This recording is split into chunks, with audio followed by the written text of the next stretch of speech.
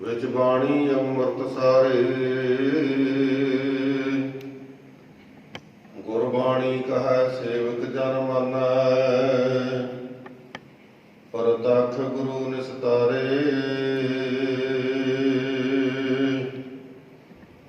ज्ञान ध्यान किछ कर्म न जाना, सार न जाना तेरी।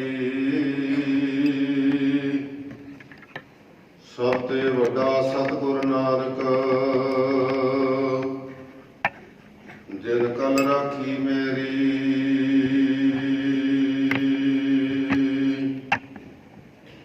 जुगो जुग अटल सतगुरु धन गुरु ग्रंथ साहिब सच्चे पातशाह जी की पावन पवित्र हजूरी विच धन गुरु नानक साहब सच्चे पातशाह जी का अवतार पुरब मनाउण लई संगतां ने उपराला किया है। तुरकी बाणी के अखंड पाठ साहब होए, अरदास तो उपरंत गुरु की इलाही बाणी का कीर्तन होया है। सरबत संगतां ने गुरबाणी के कीर्तन के लाहे लए हैं। जिहड़ियां संगतां बाहर हैं, थोड़े जे मिनटां का ही प्रोग्राम पाई है। आपां लगभग 11 सवा 11 बजे तक सारी समाप्ति कर देनी है। सो संगतां नूं बेनती कि दरबार दे विच आके सजो। जिहड़े सिंह बाहर भी बैठे उन्हां नूं बेनती पाई अंदर आ जाओ। भावें बाहर भी संदा है पर फिर भी गुरु की हजूरी विच सज के कीर्तन का जो प्रोग्राम का आनंद है वो एक अलग ही है। आओ सारी संगत सतगुरु की बख्शिश की हुई फतेह साझे करिए। कोई भी रचना फतेह तो वांझी न रहे। सरबत संगत गज के फतेह बुलाओ। वाहिगुरू जी का खालसा, वाहिगुरू जी की फतेह। सब तो पहला जगत गुरु धन गुरु नानक साहब सच्चे पातशाह जी के अवतार पुरब दीआं सारियां संगतां नूं लख लख वधाइयां होण। सतगुरु जी ने बाणी विच पंचम पातशाह जी ने कृपा करके ये फरमान किया है, ज्ञान ध्यान किछ कर्म न जाना, सार न जाना तेरी। सब ते वड्डा सतगुर नानक, जिन कल राखी मेरी। जदों असीं इस शब्द की मन विच विचार करते हैं जां विद्वानां ने जो इसका खुलासा किया है, संत महापुरखों ने जो इस शब्द राही उपदेश बख्शिया है, वो बहुत ही प्रबल है, बड़ा पवित्र है। क्योंकि केवल ये नहीं कि धन गुरु नानक साहब सच्चे पातशाह जी सिखां दे प्रथम गुरु होए ने, इस करके कहा कि गुरु नानक सब तो वड्डा है। क्योंकि बाणी तो सांझी है भाई। गुरबाणी विच रत्ती मात्र भी किसी का पक्षपात नहीं। जे पक्ष है तो नाम का ही है, नाम जपन वालियां दा है ते उस नामी दा है। धन गुरु नानक साहब सच्चे पातशाह जी किवें वड्डे हन सारिਆਂ तो भाई। क्योंकि उन्हां तो प्रातन धर्म चले आ रहे सन। गुरु नानक साहब के अवतार धारण तो पहला इत्थे इस्लाम मत का बहुत जोर सी। हिंदू मत, ईसाई मत, बौद्ध आदि जिन्ने मत सन उन्हां दे रहबरां ने आपो अपने धर्म के ग्रंथ लिखवाए, प्रचार किया और परमात्मा नूं मिलण दे साधन दसे। पर हर एक ने वितकरा रखा। जदों असीं बाइबल पढ़ांगे तो बाइबल का तर्जमा करने वाले विद्वानों ने लिखा है कि बाइबल के अंदर इस्लाम का कोई आधार नहीं। ਇਸਲਾਮ ਲਈ ਕੋਈ ਉਪਦੇਸ਼ ਨਹੀਂ, ਬਾਈਬਲ ਦੇ ਵਿੱਚ ਹਿੰਦੂ ਮਤ ਲਈ ਕੋਈ ਉਪਦੇਸ਼ ਨਹੀਂ, ਤੇ ਜਿਹੜਾ ਸਿੱਖ ਧਰਮ ਤੇ ਪ੍ਰਗਟੀ ਮਹਾਰਾਜ ਨੇ ਬਾਅਦ ਚ ਕੀਤਾ ਹੈ, ਕੇਵਲ ਅਸਾਈਆਂ ਲਈ ਇਹ ਉਪਦੇਸ਼ ਉਹਨਾਂ ਨੇ ਅੰਕਿਤ ਕੀਤਾ ਹੈ, ਲਿਖਣਾ ਕੀਤਾ ਹੈ। ਇਸੇ ਤਰ੍ਹਾਂ 4 ਵੇਦ ਹਨ, 6 ਸ਼ਾਸਤਰ ਹਨ, 27 ਸਿਮਰਤੀਆਂ ਹਨ। ਇਹ ਹਿੰਦੂ ਧਰਮ ਦੇ ਫਲਸਫੇ ਦਾ ਖੁਲਾਸਾ ਕਰਦੀਆਂ, ਪਰ ਉਹਦੇ ਵਿੱਚ ਈਸਾਈ ਮਤ ਜਾਂ ਇਸਲਾਮ ਮਤ ਦਾ ਕੋਈ ਜ਼ਿਕਰ ਨਹੀਂ ਵੀ ਉਹ ਕਿਸ ਢੰਗ ਦੇ ਨਾਲ ਆਪਣੇ ਧਰਮ ਦੀ ਉਪਾਸਨਾ ਕਰਨ।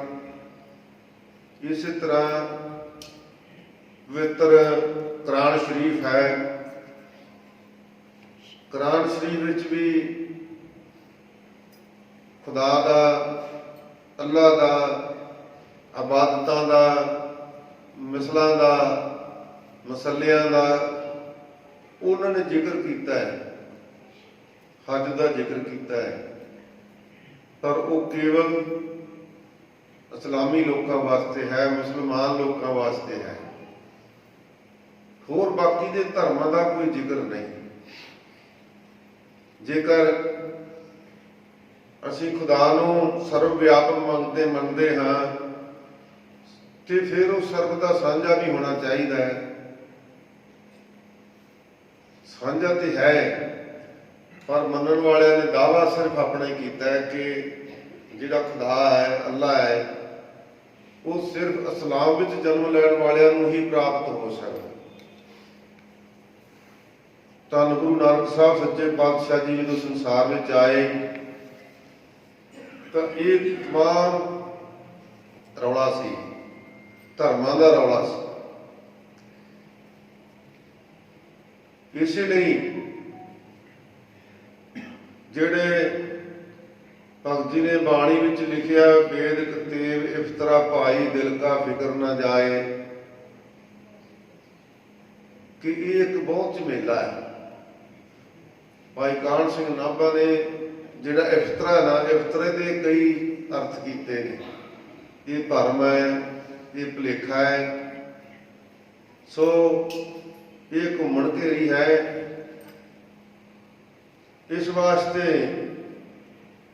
ਸਤਿਗੁਰੂ ਪਾਤਸ਼ਾਹ ਜੀ ਨੇ ਜਿਹੜਾ ਉਪਦੇਸ਼ ਬਖਸ਼ਿਸ਼ ਕੀਤਾ ਨਾ, ਉਹ ਇੱਕ ਗਾਡੀ ਰਾਹ ਹੈ। ਤਾਂ ਇਹ ਭਾਈ ਗੁਰਦਾਸ ਜੀ ਨੇ ਇਹ ਫਰਮਾਇਆ, ਸਤਿਗੁਰੂ ਨਾਨਕ ਪ੍ਰਗਟਿਆ ਮਿੱਟੀ ਧੁੰਦ ਜਗ ਚਾਨਣ ਹੋਆ, ਜਿਉਂ ਜਿਉਂ ਸੂਰਜ ਨਿਕਲਿਆ ਤਾਰੇ ਛਪੇ ਅੰਧੇਰ ਖਲੋਆ। ਕਹਿੰਦੇ ਜਿਹੜੇ ਵਹਿਮ ਸੀ ਨਾ, ਜਿਵੇਂ ਸੂਰਜ ਦੇ ਚੜ੍ਹਨ ਨਾਲ ਬਿਨਾਂ ਕੋਈ ਯਤਨ ਕੀਤਿਆਂ, ਬਿਨਾਂ ਕੋਈ ਕੋਸ਼ਿਸ਼ ਕੀਤਿਆਂ ਤਾਰੇ ਅਲੋਪ ਹੋ ਜਾਂਦੇ। ਤਾਰੇ ਹੁੰਦੇ ਤੇ ਹੈ ਨਾ, ਪਰ ਨਜ਼ਰ ਹੀ ਨਹੀਂ ਪੈਂਦੇ, ਅਲੋਪ ਹੋ ਜਾਂਦੇ। ਸਤਿਗੁਰੂ ਨਾਨਕ ਸਾਹਿਬ ਜੀ ਜਦੋਂ ਸੰਸਾਰ ਵਿੱਚ ਪ੍ਰਗਟ ਹੋਏ, ਜਿਹੜੇ ਵਹਿਮ ਪਖੰਡ ਦੇ ਤਾਰੇ ਸਨ ਅਲੋਪ ਹੋ ਗਏ। ਸਤਿਗੁਰੂ ਜੀ ਨੇ ਇਹ ਕਿਰਪਾ ਕੀਤੀ ਆਪਣੇ ਅਵਤਾਰ ਤੋਂ ਲੈ ਕੇ ਹੀ। ਪਹਿਲਾਂ ਵੇਦਾਂ ਤੇ ਹੋਰ ਕੁਝ ਗ੍ਰੰਥਾਂ ਦਾ ਮਤ ਸੀ ਕਿ ਜਿਹੜੇ ਆ 2 ਮਹੀਨੇ ਹਨ, ਹੋ ਦਾ ਮਹੀਨਾ ਤੇ ਕੱਤੇ ਦਾ ਮਹੀਨਾ, ਇਹ ਚੰਗੇ ਨਹੀਂ, ਇਹ ਮਨੁੱਖ ਵਾਸਤੇ ਲਾਭਦਾਇਕ ਨਹੀਂ। ਇਹਦੇ ਵਿੱਚ ਜੇ ਕੋਈ ਘਰ ਵਿੱਚ ਬੱਚਾ ਬੱਚੀ ਜਨਮ ਲੈ ਲਵੇ ਤਾਂ ਉਹਨੂੰ ਸ਼ੁਭ ਨਹੀਂ ਮੰਨਿਆ ਜਾਂਦਾ ਸੀ। ਇੱਥੋਂ ਤੱਕ ਕਿ ਘਰ ਵਿੱਚ ਕੋਈ ਗਊ ਮੱਝ ਵੀ ਸੂ ਪਵੇ ਤੇ ਉਹਨੂੰ ਨਹੀਂ ਚੰਗਾ ਸਮਝਿਆ ਜਾਂਦਾ ਸੀ। ਤਾਂ ਗੁਰੂ ਨਾਨਕ ਸਾਹਿਬ ਜੀ ਨੇ ਪਹਿਲਾਂ ਤਾਂ ਸਮੇਂ ਦੀ ਪਵਿੱਤਰਤਾ ਨੂੰ ਮੁੱਖ ਰੱਖਿਆ ਕਿ ਭਾਈ ਸਮਾਂ ਕੋਈ ਮਾੜਾ ਨਹੀਂ। ਆਪਣਾ ਸਰੂਪ ਹੀ ਕੱਤੇ ਦੇ ਮਹੀਨੇ 'ਚ, ਕੱਤਕ ਦੀ ਪੂਰਨਮਾਸ਼ੀ ਨੂੰ ਮਹਾਰਾਜ ਨੇ ਅੱਜ ਦੇ ਦਿਨ ਸਤਿਗੁਰੂ ਨੇ ਆਪਣਾ ਸਰੂਪ ਪ੍ਰਗਟ ਕੀਤਾ। ਵਹਿਮ ਹੀ ਕੱਢ ਦਿੱਤਾ ਵੀ ਕੋਈ ਇਹ ਸਮਝੇ ਕਿ ਮੇਰੇ ਘਰ ਵਿੱਚ ਪੁੱਤਰ ਜਾਂ ਪੁੱਤਰੀ ਪੈਦਾ ਹੋਈ, ਉਹ ਕੱਤੇ ਦੇ ਮਹੀਨੇ 'ਚ ਕਿਉਂ ਜੰਮ ਪਈ। बल्कि गुरु के सिख खुशी मनाउण कि साडे गुरु साहब ने भी अपना स्वरूप प्रगट किया सी कत्ते दे महीने च। फिर दूसरा महीना सी पो, दसम पातशाह जी ने अपना स्वरूप पो सुदी सतवीं नूं प्रगट किया। होर बथेरे वहम कड्ढे, रहो विचार आपां विषय च रहीए। सतगुरु ने पहला तो यही वहम दूर किया, ते फिर जिहड़े जाति वहम सन कि किहड़ी जात का बंदा नाम जप सकता है, कित्थे बह के नाम जप सकता है, ये भी सतगुरु ने वहम दूर किए। कहते जदों बाकी दे धर्म भी ये मनते ने कि मनुख ते जिन्नी बनस्पति है, जिन्ना दुनिया का वरतारा है, वो परमात्मा की मेहर नाल प्रगटता है, उसकी प्रजीविका चलती है, उसका अंत हुंदा है, उत्पत्ति ते लैता हुंदी है। फिर उहदे तो बिना है ही कुछ नहीं, तो फिर किहड़ी जाति नूं कहांगे कि आ जाति चंगी है, आ जाति नहीं चंगी। नहीं, महाराज सच्चे पातशाह जी ने हुक्म कर दिता, कोई गावै को सुनै हर नामा चित लाए, कहो कबीर संसा नहीं अंत परमगत पाए। कोई जप लवे। यही कारण सी कि जिहड़ी भगतां दी बाणी सतगुरु पातशाह जी ने धन गुरु ग्रंथ साहिब जी विच दर्ज कीती, उन्हां भगतां वल वेखो, कोई नाई है, कोई छींबा है, कोई पंडित है, कोई चमियार है, कोई जट है, कोई झियोर है, ते साध संगत उन्होंने ब्रह्म के बेते कहा कि यह ब्रह्म की बाणी जपण वाले आ। सतगुरु ने ये भरम भी दूर किए। ते फिर बदल दी न्यायी होकर सतगुरु पातशाह जी ये संसार में किरपा का मीह वरसाउण वाले हैं। वैसे भी जिन्ने साइंसदान मनते ने कि जिन्ना धरती में पानी है, समुद्र का पानी है, इन्हां सारे जलों के विचों जिहड़ा शुद्ध जल है ना, वो बरसात का जल है, उन्होंने शुद्ध मन्निया गया। ते सतगुरु पातशाह जी ने इस ढंग दे नाल मींह वरसाया, जिवें हुण आपां ट्यूबवैल लाउणे आ जां नहर का पानी वरतदे आ, उहदे लई प्रबंध करना पैंदा है। उच्चे थावां ते पानी चढ़ना औखा हो जाता है, ते फिर वो पानी केवल धरती दीयां जड़ां विच ही जांदा है, बनस्पति नूं धोंदा नहीं, उहदा इशनान नहीं कराउंदा। ते जिहड़ा खूहां दा पानी उहदा होर यतन करना पैंदा है। फिर उहदे ते मलकीयत हुंदी कि ये ट्यूबवैल मेरा है, गुआंढी की फसल भावें सुकदी जावे, उहनूं उहदा फिक्र नहीं हुंदा, क्योंकि ट्यूबवैल ते खर्चा उहने कीता, उहदा अपना ट्यूबवैल है। इसे तरह दे जिहड़ियां वेदां शास्त्रां दीयां कुरानां किताबां दीयां सिੱਖਿਆਵਾਂ सन, उन्हां विच वट्टां पईआं होईआं सन। नाल दी वट वाली किसानी शुभ गुणां दी भावें सुੱਕ रही सी, पर एक धर्म की वट थले कि ट्यूबवैल मेरा है, धर्म मेरा है, दूसरे धर्म में इसका लाभ नहीं हो सकता। सतगुरु पातशाह जी ने इस कर्म विचों भी सानू कढ़ दिता। बदल रूप होके वरसे सतगुरु जी प्यासियां दे कोल आप गए। वली गंधारी ला लो, सज्जन ठग ला लो, भूमिया चोर ला लो, बेअंत जे तां आपां ਜਿਹੜੇ आम रूटीन च आप सच ਜਾਂ सुनते हो है ना।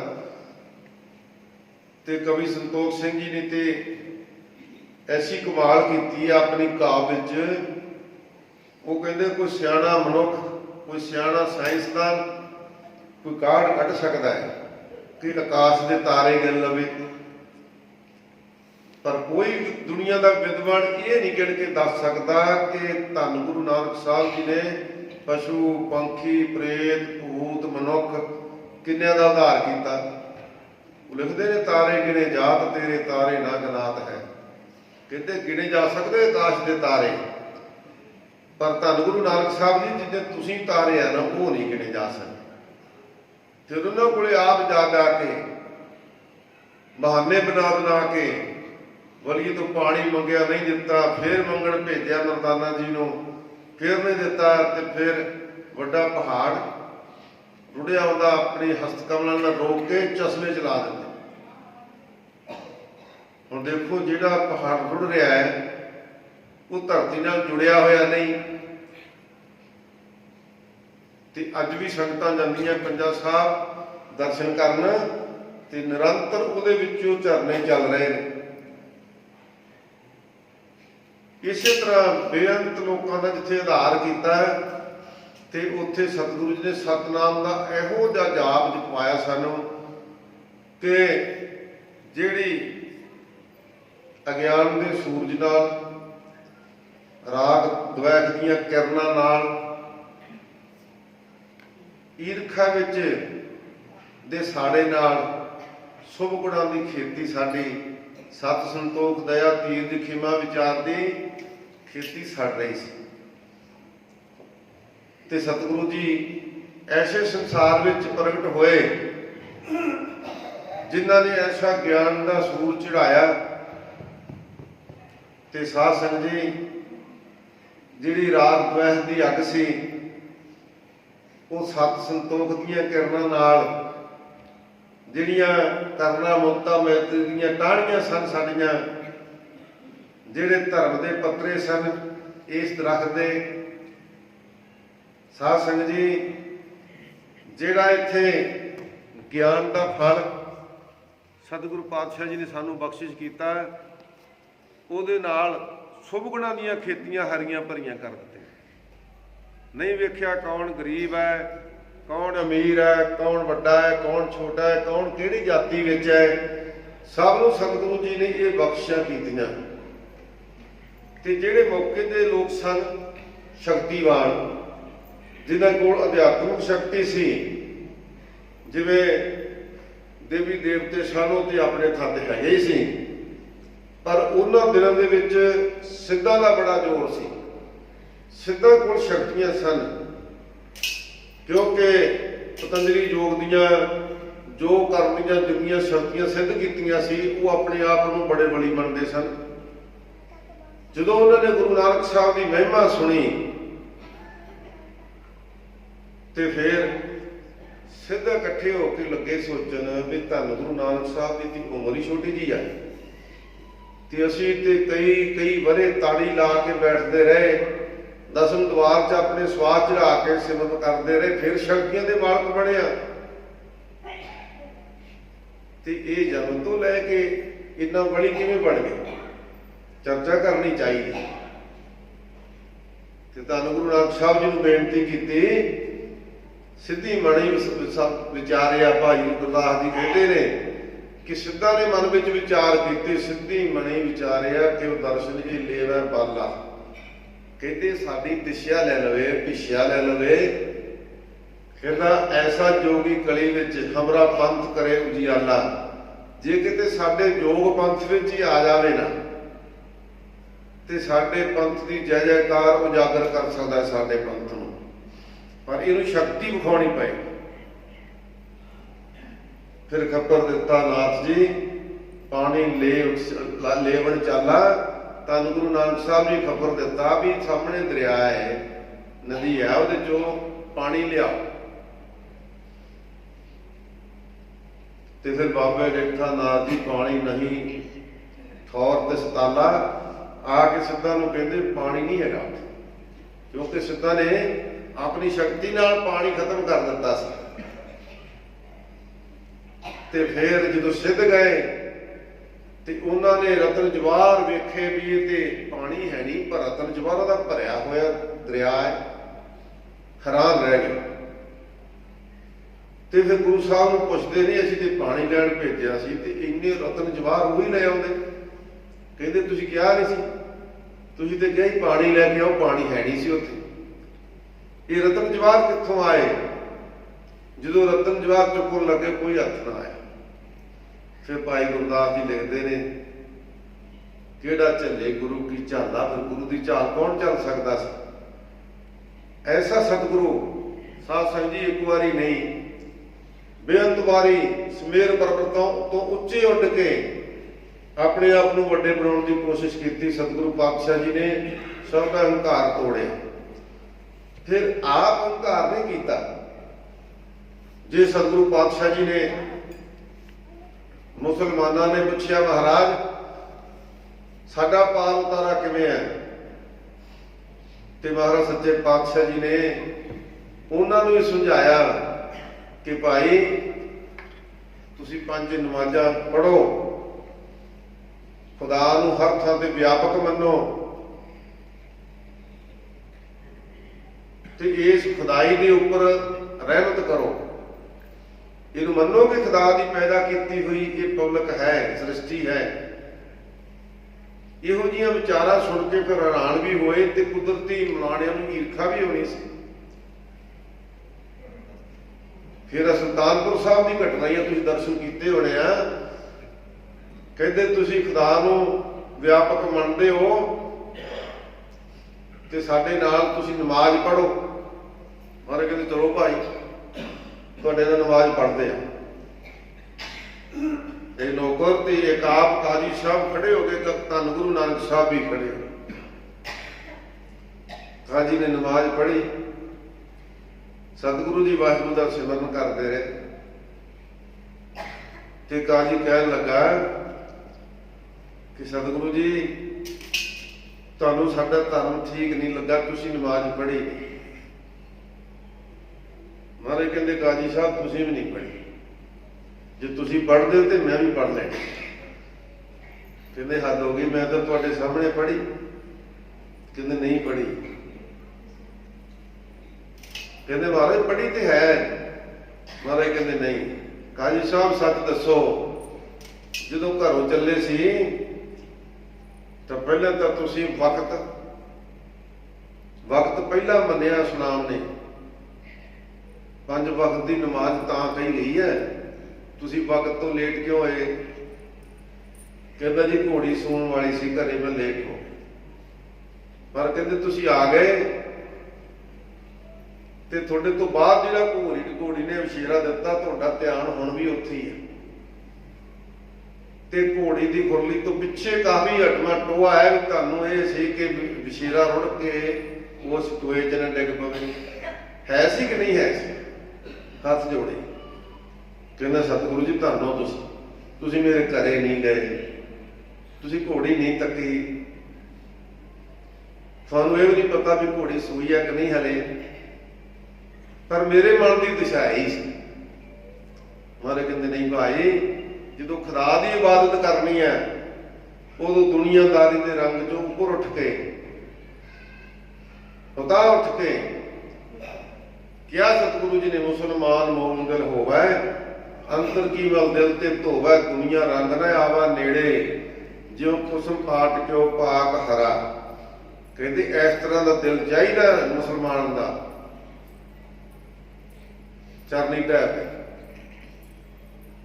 ਤੇ ਫਿਰ ਸਤਿਗੁਰੂ ਜੀ ਨੇ ਇਹ ਵਹਿਮ ਨਹੀਂ ਕੀਤਾ, ਕੋਈ ਦੁਨੀਆ ਦਾ ਪੈਗੰਬਰ, ਕੋਈ ਅਵਤਾਰ ਦੂਸਰੇ ਦੇ ਤੀਰਥ ਤੇ ਨਹੀਂ ਗਿਆ।